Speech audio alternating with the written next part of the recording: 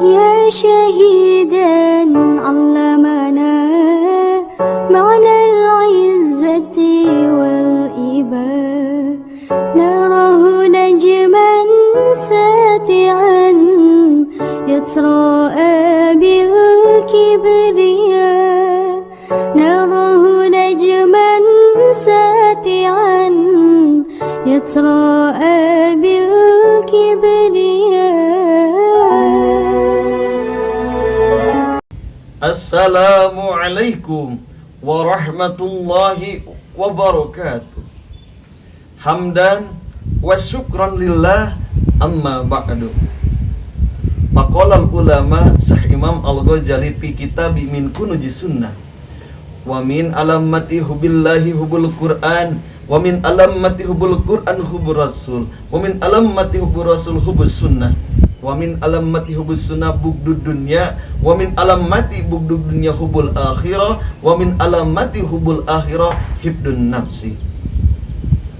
Hadirin rahimakumullah, sebagai untayan kata yang pertama, marilah kita panjatkan puji berserta syukur kepada Allah Subhanahu wa taala yang mana telah memberikan kepada kita berbagai kenikmatan yang tiada henti-hentinya. Dari mulai nikmat iman, nikmat Islam, dan tak lupa nikmat kesehatan.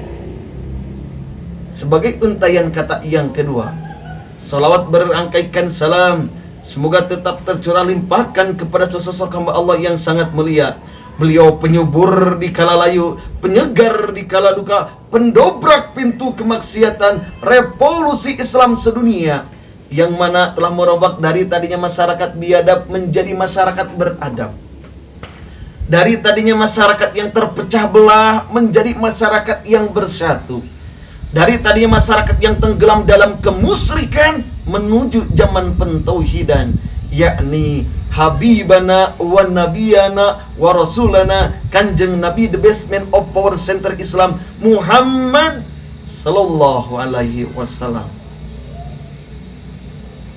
Hadirin rahimakumullah, alhamdulillah kita berada di bulan Ramadan, bulan yang penuh berkah, bulan suci yang penuh ampunan, di mana di bulan ini kita dilatih untuk melatih kesabaran kita agar kita lebih sabar, agar kita lebih dekat kepada Allah Subhanahu wa taala. Ramadan berasal dari kata romido yang artinya panas atau membakar. Sebagaimana tadi saya mengungkapkan dalam mukadimah ungkapan Imam Al-Ghazali dalam kitab Min Kunujis Sunnah, kita itu harus hibdun nafsi, menjaga diri dari hawa nafsu.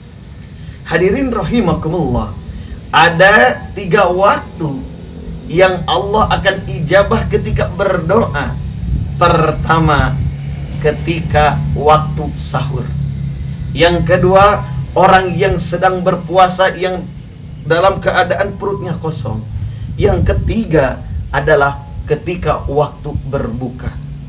Hadirin ikhwatul iman rahimakumullah, saya yakin dengan seyakin-yakinnya ketika kita menjelang berbuka, yakin kita sibuk bukan untuk berdoa, tapi sibuk untuk mempersiapkan makanan begitu luar biasa, banyak yang kita siapkan. Bahkan hadirin, ketika kita berbuka puasa itu, bahkan dari mulai minumannya kolak, es campur, dari kolak pun juga ada beberapa jenis, udah es campur, terus minuman yang lainnya, kemudian gorengan, sesudah gorengan langsung makan, begitu luar biasanya ya hadirin. Akan tetapi hadirin, sesuai dengan judul kultum kali ini, yaitu berbuka ala Rasul, berbuka puasa ala Rasulullah, perspektif Imam Malik. Suatu ketika Imam Malik diundang oleh murid-muridnya. Imam Malik ini sebagai ulama yang sangat luar biasa, pengarang kitab Al-Muwatta, bahkan seorang hafid Al-Quran dan hafal beberapa ribu hadis. Imam Malik ini sebagai gurunya Imam Syafi'i. Suatu ketika Imam Malik diundang oleh muridnya untuk melaksanakan berbuka puasa di rumah muridnya. Dan Imam Malik memenuhi undangan muridnya. Ketika Imam Malik datang ke rumah muridnya, ternyata muridnya sudah mempersiapkan makanan yang begitu banyaknya. Dari mulai minuman, makanan, bahkan buah-buahan telah disajikan di hadapan Imam Malik ketika menjelang azan. Lantas ketika makanan begitu banyak yang sudah disajikan, Imam Malik malah terseduk-seduk menangis. Sontak muridnya langsung bertanya, "Wahai guru, kenapa engkau menangis? Apakah ada yang kurang? Andai kata kurang makanannya, saya akan langsung berangkat ke pasar dan membelikan makanannya yang lebih dari ini." Terus Imam Malik menangis berseduh-seduh. Ternyata Imam Malik menjawab, "Wahai murid, apa yang telah kau berikan kepada saya itu luar biasa. Takdimu kepada seorang guru begitu luar biasa." Kata muridnya, lantas kenapa guru bisa nangis? Ternyata Imam Malik menjawab lagi, "Wahai murid, teringat dulu ketika guru saya bercerita seperti posisinya seperti kayak gini. Suatu ketika guru Imam Malik yang bernama Imam Ja'far Shadiq. Imam Ja'far Shadiq ini adalah sebagai cicit Nabi.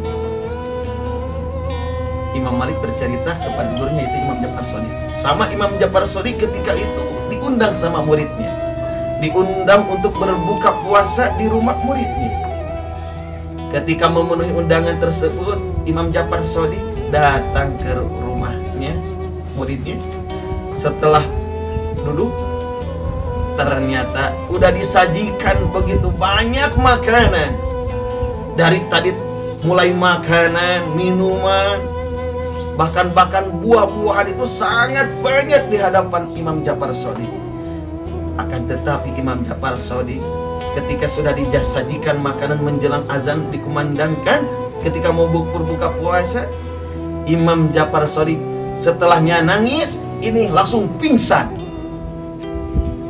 Lantas muridnya bertanya-tanya dan kaget, kenapa setelah disajikan makanan kemudian mencucurkan air mata kemudian langsung pingsan? Ternyata setelah sadar, Imam Ja'far Shadiq menceritakan, "Wahai murid, apa yang telah kalian sajikan ini luar biasa."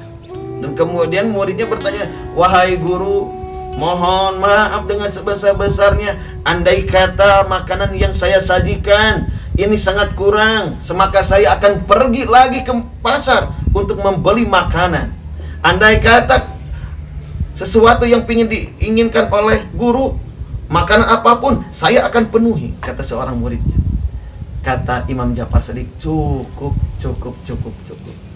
Ini sudah luar biasa. Takdimu kepada seorang guru luar biasa.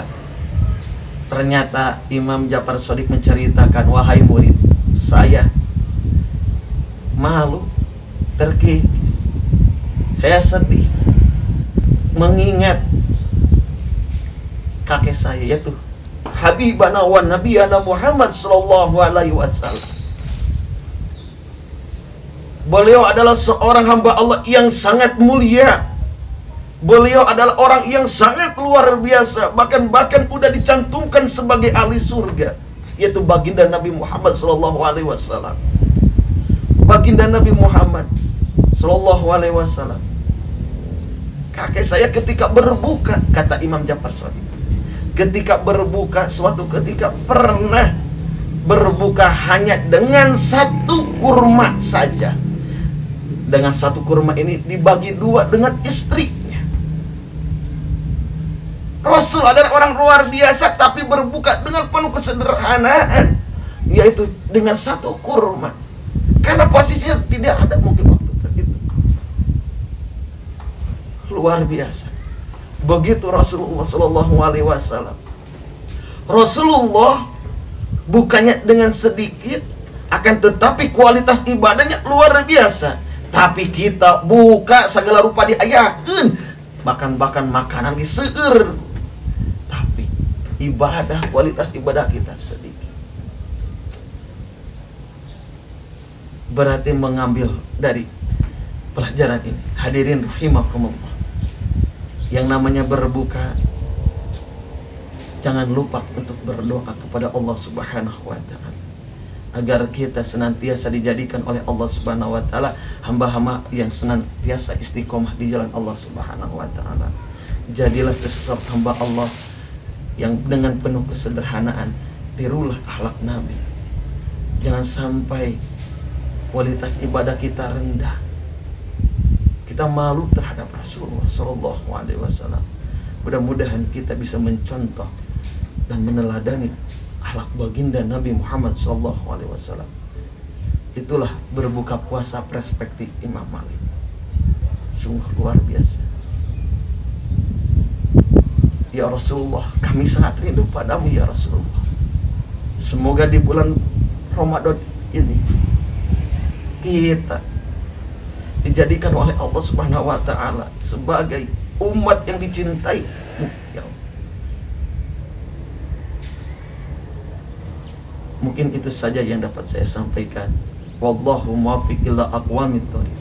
Wassalamualaikum warahmatullahi wabarakatuh.